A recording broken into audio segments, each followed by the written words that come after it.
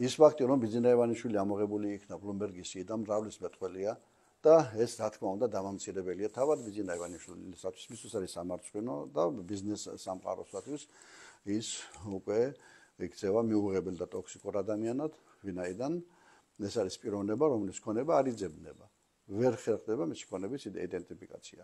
სანქციების შიშიდან გამომდინარე დაიწყო მასობრივად საკუთარი აქტივების გადაფორმება ცოლზე, შვილებზე, რაც ყველაზე მთავარია ქართულ ფონდი გადააკეთა საქველმოქმედო ორგანიზაციად, სამდეში ეს არის მისი ბიზნეს სტრუქტურა, ის არის დამფუძნებელი სხვადასხვა ბიზნეს ობიექტებისა, მაგალითად ქართულ ბანკის 100%-იანი მეწილი არის ქართულ ფონდი, ისევ როგორც გარანტად უდგება სესხებში ბიძინა ივანიშვილს, მაგალითად საქართველოს ბანკიდან ივანიშვილს აქვს აღებული სესხი, რათა გამოესყიდა ჰაიდელბერგ ცემენტის წილი საქართველოში.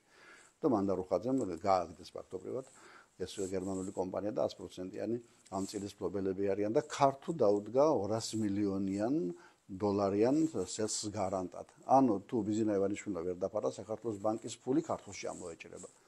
რა თქმა უნდა ეს არის მანიპულაციები და ბიძინა ივანიშვილი როგორც ყველაზე არაგამჭვირვალე ადამიანი, აი ამ 500-კაციანი ფორბსის სიიდან გაგდებული იქნა იქიდან.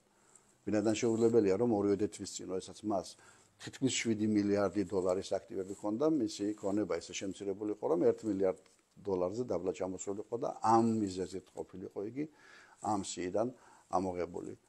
ანუ პიროვნება ინკოგნიტო, რომელიც მთელ სოფლიოში, მათ შორის ოფშორებში მალავს თავის ქონებას და რომლის ქონების იდენტიფიცირება შეუძლებელია.